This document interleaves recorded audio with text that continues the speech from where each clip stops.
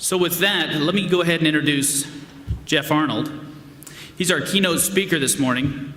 He helps people live healthier lives by intelligently connecting them to personalized resources and healthcare providers. Jeff is the chairman and CEO of ShareCare, a leading health and wellness engagement platform that he and Dr. Mehmet Oz founded in 2010. Jeff is an innovator, serial entrepreneur with an amazing track record. Prior to ShareCare, he was the CEO of How Stuff Works, an award-winning online resource for millions of people. He sold this to Discovery in 2007, where he met Dr. Oz and came up with the idea for ShareCare. He was also the founder and CEO of WebMD in 1998, which started the e-health revolution and gave healthcare a homepage.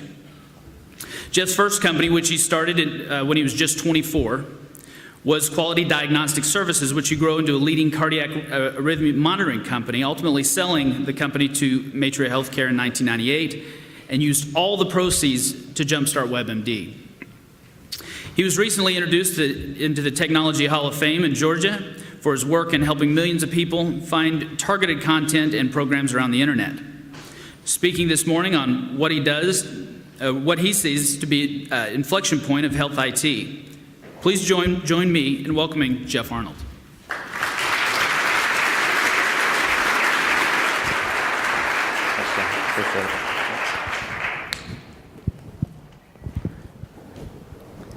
Thanks, Jim. Appreciate the introduction. So it's a pleasure to be back up here today, to have the opportunity to talk to everybody. I've had a passion over the last decade plus of technology and healthcare and empowered consumer. And I've been fortunate that I've been able to work in different businesses and kind of learn little takeaways in each business that I try to apply to the next business. And I was thinking about today's conversation about the inflection point of going from kind of patient acquisition to patient engagement, and what were some of those kind of small key learning lessons that I learned. So as Jim mentioned, back in 1994, I had a little telemedicine business where we monitored patients' hearts remotely, and we grew it up where we'd had about 60,000 patients calling us, and they'd put their little heart monitor down and put the phone on top of it and send their EKG over the phone. And I kind of realized very early on that although technology is great and we all get enamored by it, and I'm probably right there at the top of the list of early adopters, I realized really quickly in that business that it didn't really matter how great the technology was. If you couldn't build the relationship with the patient, you wouldn't get compliance, and if you didn't get compliance, you didn't get results, and if you didn't get results, then the doctor wouldn't use you again. And so at kind of an early part of my business career, I had that kind of key learning lesson that technology is wonderful, but so is building that relationship with the patient, and it's that bridge that creates that magic if you're able to create them together. 1998, internet rolls around, and I'm like, how do I put these EKGs online? I get this idea that health needs a homepage. We start WebMD, and for the first time in kind of our minds, we could provide access to medical information in scale to millions of people that had typically had to get it directly just from their provider. Realized very quickly in that business that although access is great, if you can't build trust, people don't come back again. And so again, that kind of relationship with the patient and that kind of foundation of trust we found to be really important. Built a company called How Stuff Works, learned the same kind of bit of knowledge again and again. There it was, Google was kind of revolutionizing the way people were finding content, and all of a sudden, millions of people were going to Google and typing in keywords. Today, in healthcare alone, that's over 1 billion times per month. And we started thinking about how would an algorithm determine relevance in a nanosecond, and how could you create content to take advantage of that? And again, the principle was very simple when you dealt with the consumer.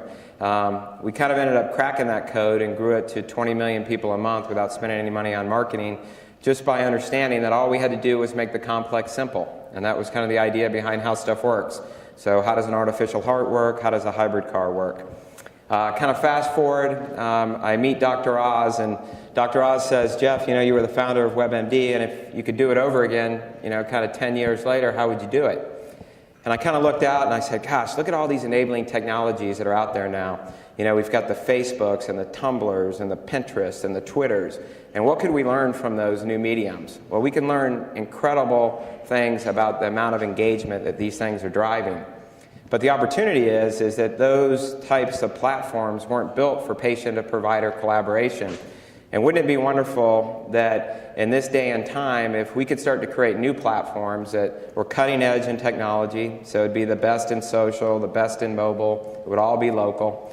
And what if we could create a platform that really brought together a marketplace? And how could we aggregate all these other trusted health and wellness brands to begin to work together, realizing that healthcare is very fragmented?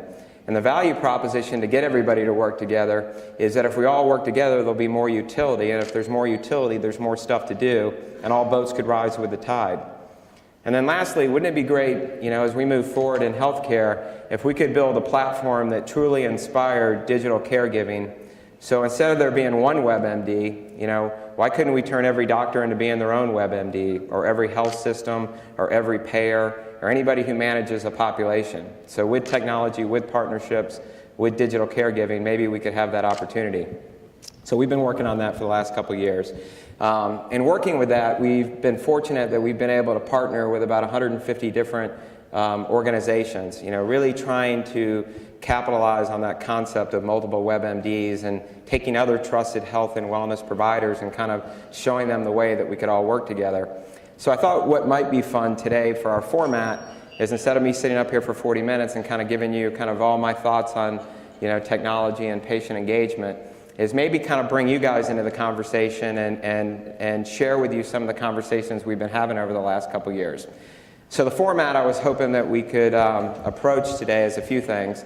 One is we're fortunate to have John Yates with us today. And John, to me, is a real leader in the Atlanta tech community and a true partner to entrepreneurs. He's internationally renowned for his technology law practice, and I thought it might be fun to have John kind of join me on stage today and take some of your questions and have a dialogue of where we think everything's going in healthcare. So John, welcome. Thank you, Jeff. Thank you. And in addition to that, a couple other things that we hope to accomplish today is I thought maybe I would share with you some videos that we've been aggregating over the last couple years. Anytime I meet somebody that I find interesting, I always have kind of three questions to them. What are the challenges that we're seeing in healthcare? How does the empowered patient play into those challenges so those challenges can become opportunities? And where's the future going to go? And then lastly, we're going to pull up our Twitter feed, and hopefully you guys can ask us some questions, and we'll take it from there. So with that, I'll turn it over to you, John. Great. Well, Jeff, thank you, and congratulations on winning the award a few moments ago and for the background. It's interesting, when I first was introduced to Jeff years ago, it was by a friend of mine, Billy Payne. And you may know Billy Payne came up with the idea for the Olympics and really drove the Olympics in 1996. And Billy came to me and said, I have a person I want you to meet. He's a dynamic person. He's got some big plans. He's got the biggest plans I've ever thought about. I said, well, Billy, you thought about bringing the Olympics to Atlanta, so those are pretty big plans. He said, well, this fellow's Jeff Arnold, and he's going to go places. And Jeff, you certainly have with WebMD and now with Sharecare and so many other companies. So I thought we'd start out maybe with a video here to maybe get a little flavor for some of the folks you've talked to over the years. And then we do have the Twitter feed, and it's at Sharecare, and the hashtag is Health IT Summit. So it's at Sharecare, hashtag Health IT Summit. And we look forward to getting your questions so that we can use this as an opportunity to really elicit responses from Jeff and get an idea of the vision of where this healthcare market is going. So let's take a look at one of the videos. My friends at Google have told me that search engine by itself answers more questions than all the doctors put together every single day. Society is changing and medicine is having to scramble to keep up. The number of decisions that a busy clinician has to make every day now overwhelms the actual capacity of the human brain to manage. If I want to tell a patient something and they want to communicate things to me, why can't that be enabled through wireless communications? You do see a lot of cool tools out there, and people talking about, oh, I downloaded these 10 apps. I use this app for this, and I use this app for that. I'm like, that's not going to work with a 75-year-old woman who lives alone. You need tools to be able to link different records together and to make it easy for physicians to get access to data within the record. We need the information systems to actually support how to define what quality is and what the cost of care is. Having common data that we can share with Kaiser and other systems is going to give us a much better database from which to make judgments about improving the quality of care. We can't apply the hard-won information we have around diet, around cholesterol, around hypertension, around prediabetes. What confidence do we have? So I think quantified self is moving to quantified health. If you're my physician and I come into the office, we have a short visit, you don't want to spend all your time asking my review of systems about how much did you eat, how much did you sleep last week. Maybe I just push my phone over and it's already analyzed. We're going to have to start triaging stuff. We're going to have to start storing stuff. If you engage 1 million people, they will do multi-blind clinical trials on themselves. We need numbers to compute, to crunch. We need algorithms. We need to find profiling, and we need to reverse engineer ourselves. Jeff, that was an amazing group of folks that you've talked with and that you brought into Sharecare. Maybe share with us initially what motivated you to move back into the healthcare arena. You had a very successful business with WebMD. You sold it.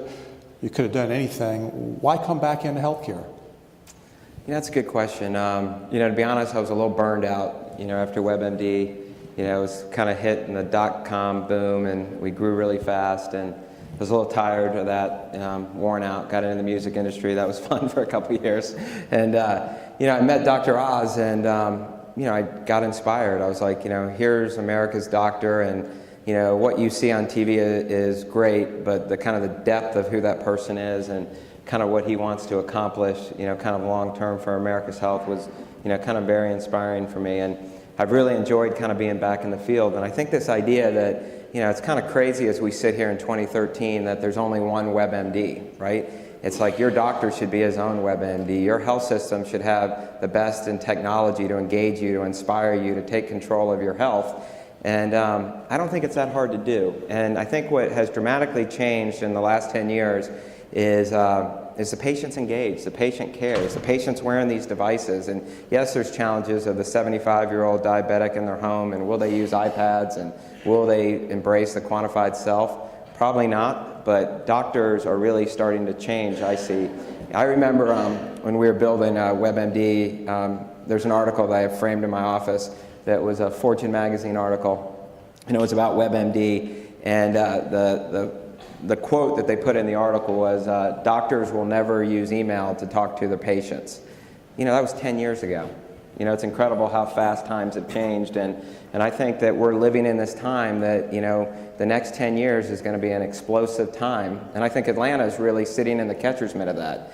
And so I think it's a good time to be living in Atlanta. I think it's a good time to be investing in technologies. I think it's a good time to be partnering, inspiring consumers. And I think we have a lot of tools today that we didn't have even 10 years ago that's going to make a big difference in a lot of people's life. Jeff, it's interesting too, in listening to the video, and we'll have a chance to listen to some other videos as well. You've been unbelievably successful in bringing people together from the healthcare community, folks like Dr. Oz and others. I know there's a lot of folks in the audience that are involved in healthcare businesses. Maybe share with them some of the ways that you brought some of these healthcare leaders together, because you've clearly been able to do it in a unique kind of way, and maybe what it was like working with somebody like Dr. Oz, who's maybe part doctor, part entertainer. Yeah, I think the trick in partnering is kind of putting yourself in the shoes of who the other person is. Right, so everybody has different motivations, right? So, Dr. Oz's motivation was, I'm already in everybody's, living room, every day, starting the conversation about health and wellness. I need to be able to extend that conversation because I'm only going to talk to him for 60 minutes. Our biggest client is the Department of Defense. Their motivation was simple. They spend $53 billion a year on health care to 9.7 million people. They see that as a threat to national security. And so how do you start to build population health management tools for them? How do you give them commander dashboards so that they can start to better manage those people? Today we'll actually launch our first installation at Fort Bragg, and you have to kind of, bring everybody together to make these things work. So, often people think when you think about Dr. Oz and Sharecare is, how does Jeff Arnold think about what Jeff Arnold and Sharecare can do on the Dr. Oz show? I often think about it quite differently. I think about how do I take Dr. Oz and how do I create content videos with Dr. Oz, and then how do I get every spouse on Fort Bragg's base this morning to wake up to Dr. Oz, to inspire them to take charge of their health and what Fort Bragg is trying to get them to do. And I think that's kind of the trick, is one, you have to take all the pieces that are out there and begin to put them all together so that they can get leverage, kind of 1 + 1 = 3. But the trick to being a good partner is putting yourself in the shoes of others and then helping them execute their goals. Great. Well, you've talked a lot about, and we'll hear a lot today about the importance of the patient, and I think we've got an interesting video that highlights that from some of the experts. So let's watch this video and continue to send in your tweets here to Jeff.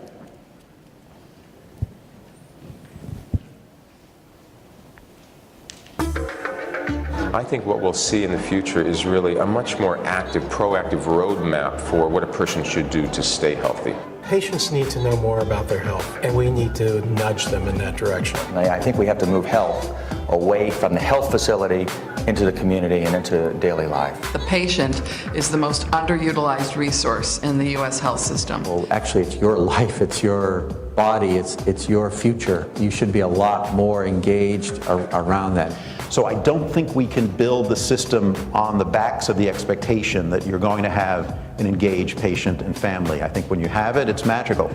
I think doctors have to, we have to have our acts together so that when an engaged patient and family comes in, we welcome it, we welcome the questions, we see them as partners. There is kind of on the right a belief that consumers armed with high deductible plans will solve the world. And on the left, there is this belief that no, only a benevolent government protecting consumers is an acceptable way to think about the health system. I think the answer, the solution, the truth is somewhere in the middle. I think we don't rely only on our banker to manage our account. We have to review those banking accounts. We have to make decisions about what we invest and how we save and how we spend. And I think the same behavior we should adopt in our own healthcare. I'm very optimistic about healthcare in America. I'm very optimistic about the health of our country. I see it already. I see childhood obesity rates in many areas starting to flatten out because kids are beginning to understand, and their parents, that this is their deal. They got to address it, and they need to actually be the backbone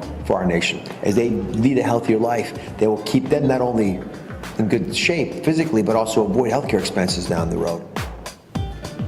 So one of the challenges, Jeff, is to engage the consumer in this healthcare experience. And I think Dan Kendall asked an interesting question here also as a tweet about the importance of mobile technology in that regard. And maybe you can talk about both engaging the consumer, the patient, and mobile technology and how that's changing the whole healthcare scene now.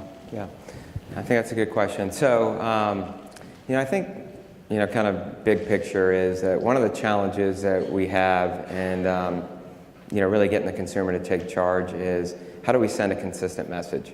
And so there's so many great ideas that are out there, but often when I look at them, I see them as great ideas, but not enough of the big picture. Almost like, when we started WebMD, I had this little heart monitoring business that at the time I thought was hugely successful. We had 60,000 patients a month, and we were, had these little heart monitors, and we were sending these EKGs via fax.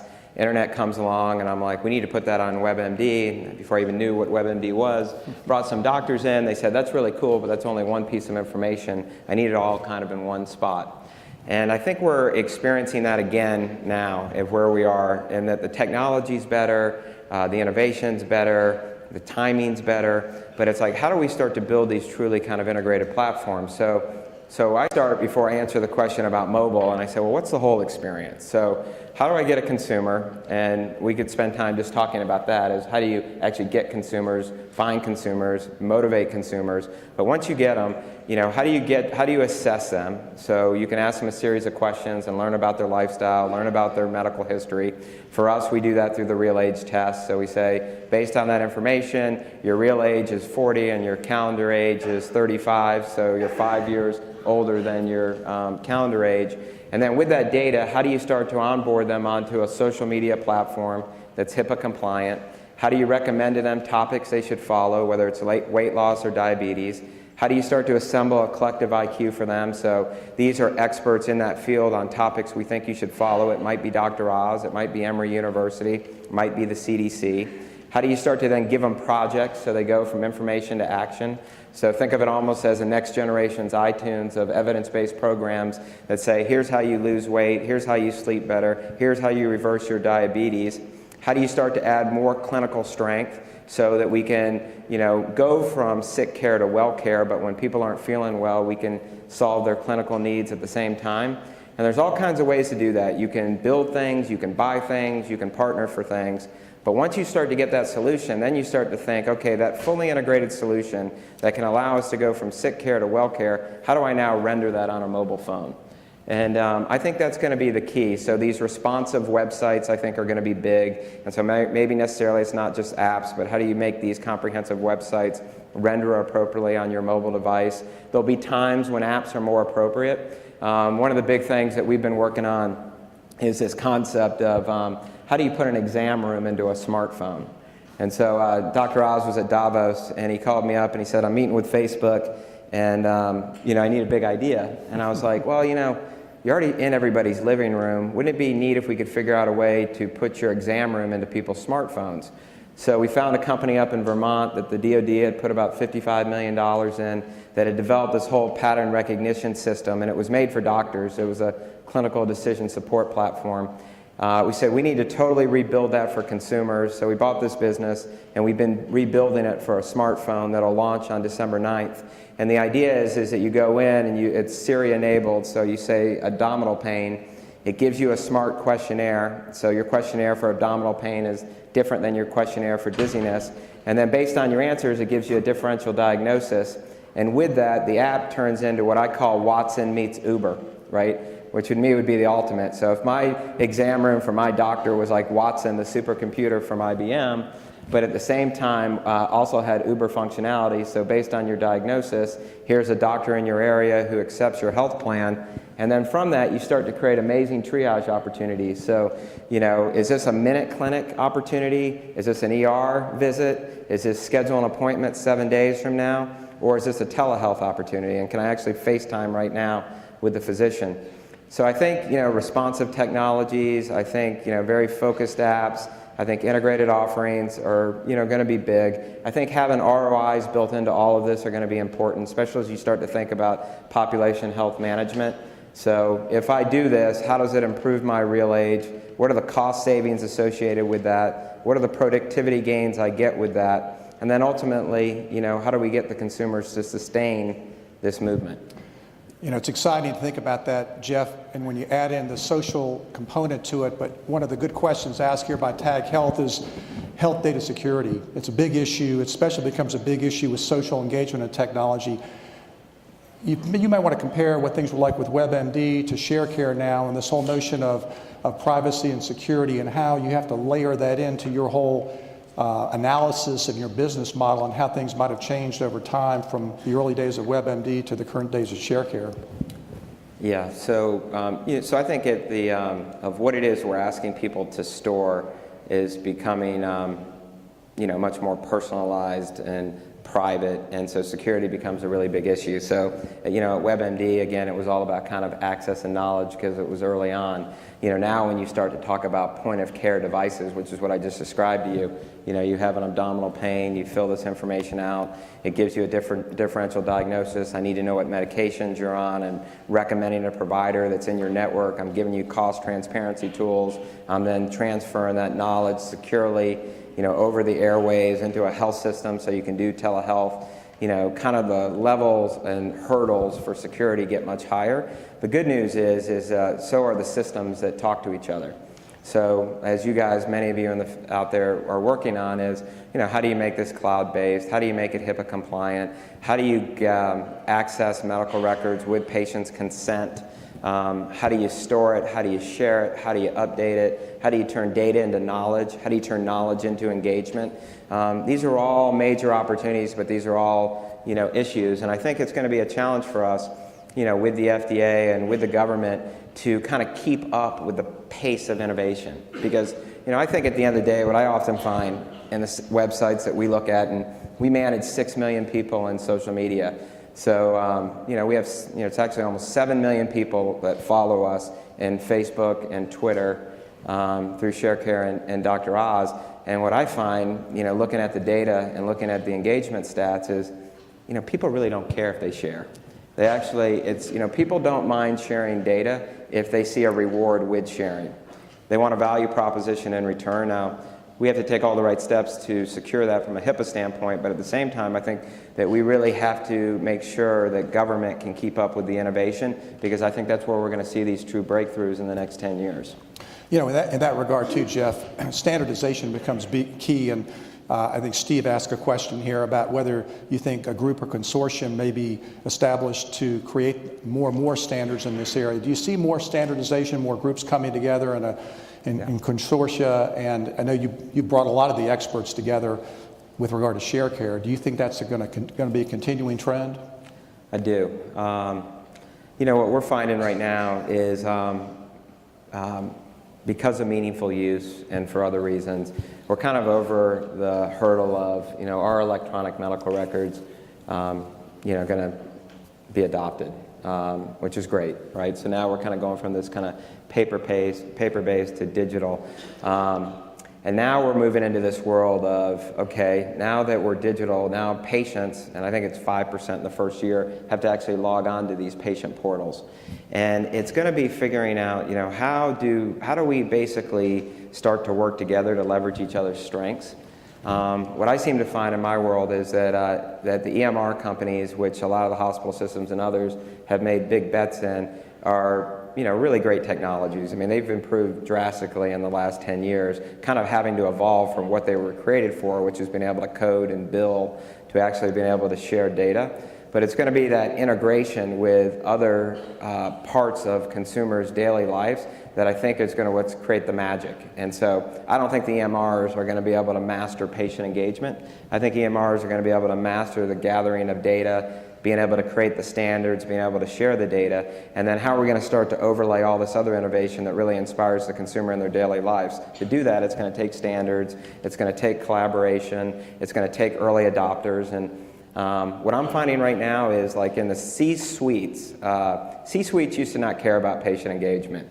They weren't really inspired, motivated. The pay structure, didn't need them to be that way. The regulation, legislation wasn't pushing them in that way. That's all changed. And I think this kind of overall big picture of how do we go from being a healthcare system to a system of health and wellness, and from sick care to well care, is going to allow us to do things in the next 10 years that we haven't been able to do in the last 10 years. And that's all going to be like creating standards, partnering, working together, empowering the consumer to pick services and tools and devices that fit best for themselves. Jeff, as we queue up the next video, let me just ask a quick question too. You talked about your style, your management style, and I've heard you talk before about the way you work with your colleagues. You've obviously been very successful as a team builder. Maybe share with the audience, and particularly the entrepreneurs here, about how you've done that, how you built the team, how you did it at WebMD, how you did it at ShareCare, and sort of what your role is versus the other members of the team. And then we'll cut right to the video and get some more expert input. Yeah. So I try to kind of learn along the way and make lots of mistakes, break lots of glass. Sometimes I wish I hadn't broken. But I always try to follow these little simple formulas. And so, my formula is, it starts kind of with what's the big idea. The big idea quickly goes to who's the team, and that you trust, that you can lock arms with. And then from the idea to the team, you go to proof of concept. And proof of concept has lots of different, metrics into it. In my business, it might be unique visitors or return to the site, or, numbers of registered users, or health facts in a database. There's, lots of them. But if you can go from the right idea to the right team to the right proof of concept and then go to scale, that's a model that the people that I work with every day at all these different businesses seem to get. And that's our simple formula is, do we believe that we have the big idea, that when we wake up in the morning, that we're excited to go to work and try to make that a reality? Do we believe that we have the right team? We'll take out the trash, we'll go, speak here at the Fox. It doesn't really matter what the task is as long as the task is moving us forward. And then proof of concept. And proof of concept is always the hardest, right? And you have to accept failure, and you have to realize that, we're all on this bus together, and it really, in the beginning, it's more important who's on the bus and where the bus is going, because it's going to change along the way. And then when you know that you have those three things and that you're at that inflection point of scale, that's when the magic happens. That's great. That's great. You've certainly done a good job of making the magic happen and bringing the money in too. So let's watch some more expert videos here.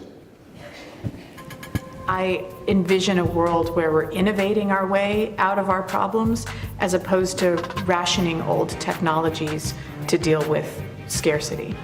I think the future of medicine is going to go probably in more than one direction. Certainly there will be a continued development of technological medicine, but I really do see integrative medicine as becoming mainstream in the very near future. It really is. It offers the promise of lowering healthcare costs, both by its attention to lifestyle and by bringing lower cost treatments into the mainstream that don't depend on expensive technology. In making tough decisions about healthcare, it's important to have the right information. Technology is giving us information. It's giving us more reliable information in real time. And so we think the future is one where, rather than taking engineering trying to solve medical problems, that we're going to leverage biological design principles to develop new engineering innovations. Computers can actually help us understand what quality is. I would like to see the day when you can sit in your living room in front of that big screen, and if you are having a medical question or problem, you simply will speak to your television and say, services please, doctor please, nurse please, whatever. So these sensor technologies allow us to monitor people wherever they are, at whatever time of day, and allow us to intervene much more quickly in those situations. Maybe 70–80% of the problems are logistic and could be solved with technology, communications systems that already are seamlessly working. And I see these changes that are happening in electronics. I see changes that are happening in communication, in medicine. I love imagining where they're going to play out. So Jeff, that last point is an interesting one. It follows a tweet that we received here about where you see Sharecare in 3 to 5 years. But maybe another way to phrase that question is the innovations and inventions in healthcare that excite you the most relative to the future of Sharecare and the future of healthcare. What are those? So I think you got to get the stack right. So, what's your health risk assessment? What's your HIPAA compliant social strategy? How do you deliver personalized medicine? So what are the topics? Who are the experts? How do you move from information to action? So I don't want you just reading about this, even though I think this is what you should read based on what I know about you, but I actually want you to take action. As we go from sick care to well care, I want you to know there are going to be times when you don't feel good and that you're going to get diabetes or you're going to have cancer, and we're here for you at the same time. I think the whole business card of healthcare is going to change to these socially enabled profile pages where, I can find my doctor in Google search because they're Googled 80 times a month. I'll be able to schedule my appointment through them. I'll be able to go into these various programs. I'm going to be able to give them dashboards so they can look back into my life in very meaningful ways. I think we're going to build commander dashboards out. I had this opportunity to go to the Pentagon recently, and I told John, I always like saying that, I don't know why. but I was explaining to the folks we were talking to is, what we think of as analytics, right? I was like, these are commander dashboards for you. Look at the data. I can tell you where your smokers are, your high BMIs. I can tell you who's happy in their marriage, who's optimistic. I can tell you who's constipated. And I said, look at this data and then use that data as a way to make decisions, the same way we use it to move content around on a website. I think mobile technology is a game changer. I think it's all going to be in the smartphone. It's so hard for me to build browser-based solutions today. I just want to do it all on the phone. I was with this group from Europe the other day, and they're helping us, make this little concept of ours come to reality. And I was like, I want to basically be able to come in and I want to reinvent how iTunes looks to a user. And so think of it, there's going to be this different album art, and every piece of that album art is going to have 3 common elements. If I do this project, what's the benefit to my real age? How do I then integrate all these trackers, apps, and devices, and calendars, and social graphs, and music? And then how do I build content capsules so that if all of us entered into a project at the same time for diabetes or weight loss, how do I start to learn real time how we consume information? You know, John is a morning person, I'm a night person, I like video, John likes text, and these data-driven dialogue solutions need to happen real time and then deliver the information where you want it. Do I want it on the phone? Do I want it in my social graph? Do I want it in my email? Wherever those things happen. And then you say, well, how does that actually, you know, work in your daily lifestyle? And so I've been working with this team in Europe. And so what they demoed for me is they said, okay, Jeff, in your content capsule, today is a cardio day. And so we know that when you woke up that you're in New York by, you know, geo-targeting you on your cell phone. We know where your hotel is. We've looked at the weather, and it's 75 degrees outside. We've gone into your Runkeeper account, and we've mapped a 3-mile run around your hotel. When you start running, well, yeah, so it looks at your weather, it looks at your calendar, it looks at your location. When you start running, we're going to play music out of your iTunes accounts that you run the fastest times in, and when you're done, I'm going to give you 2 days on your real age. And I said, wow, that's amazing. You're going to look at the weather, you're going to look at my calendar, you're going to play my favorite music, you're going to map a run, and you're going to tell me I'm 2 days younger. And I said, how many things do I have to do to make that a reality? And he said, all you got to do is click the smiley face. And that's where it's all going. And it's happening so incredibly fast. But it's going to take a whole lot of pieces of the puzzle to come together so that that becomes mainstream. And the only way that you can do that is by partnering. I was in Chicago last night, which it was snowing, which was kind of weird already. And I was with this massive hospital system that's going through this major merger, and they're saying, we've got a new brand, and we've got all these new locations, and we really want to come out strong in the beginning and show that this isn't just a financially engineered opportunity, but this is an opportunity for us to provide better care. And what was at the heart of better care was patient engagement, which, you know, I didn't hear that when I was at WebMD. I didn't hear it when I started ShareCare, you know, 3 years ago, but that's something that I'm seeing now with everywhere I go from, you know, I'll give you another example around patient engagement. Health plans, right, which, you know, are forming themselves in many different ways from ACOs and other ways. Even health plans now, you know, kind of realizing that the consumer is now the buyer. And so, Jeff, if we get the consumer to do all those things that we've all talked about here today, how do I give a financial benefit? Because ultimately, maybe that financial incentive is the tipping point that doesn't make this 5 to 10 years, but makes this 2 to 5 years, and how we make all this a reality and lowering costs and providing better care. Jeff, you've been a great supporter of Atlanta, and you mentioned it a few moments ago, the support that you provide WebMD, ShareCare. As you've seen, and as you know, the Metro Atlanta Chamber is a big supporter of the healthcare community, Technology Association of Georgia. We've got a lot of the infrastructure in place. Thanks to good entrepreneurs like you and the folks in this room, this community has become really a leader in healthcare IT, and we hope to be the capital in the globe in that area. What are our challenges, though, just quickly, that you see for us to maintain that dominant position, and what do we need to continue to do in order to be a leader as a healthcare IT capital? So I think the trick to that is access to capital, right? So, you know, you can have the best idea, you can assemble the best teams, you can get proof of concept, and you can begin to scale. But if you can't keep enough fuel in the rocket, you know, the rocket's not going very far. And so I think, you know, as a city, you know, we have to help each other.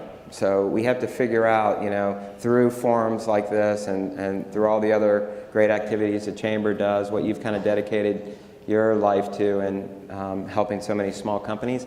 I think that's what we need to figure out, how to organize ourselves to do a better job of. I personally don't think I do a very good job of that. You know, kind of being able to help and give back. I mean, you know, I've learned a lot about raising capital. We've raised a ton of it in our, you know, various businesses. Interestingly, I don't think I've raised any capital in Atlanta in the last 10 years.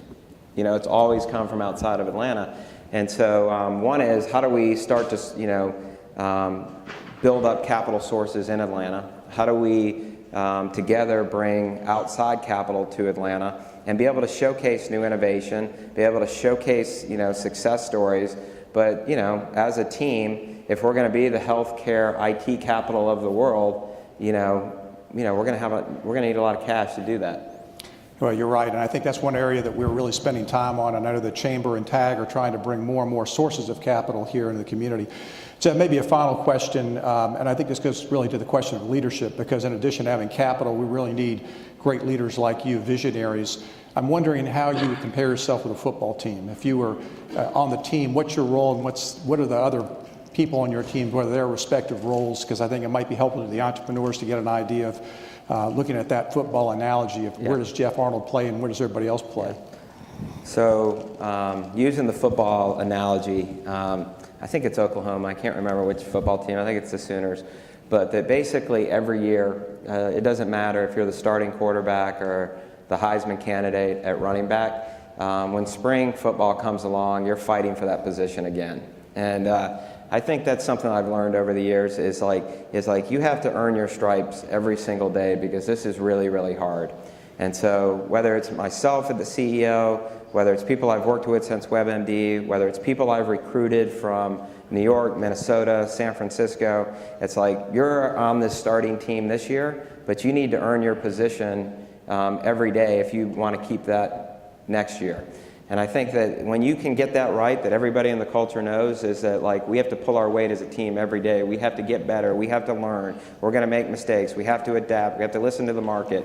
We have to communicate as a team. I think that's key. So what am I today? I don't know. Maybe I'm the quarterback. Maybe I'm the coach. I don't care where you put me on the field, as long as I feel like every other player on the field is trying to get better every day.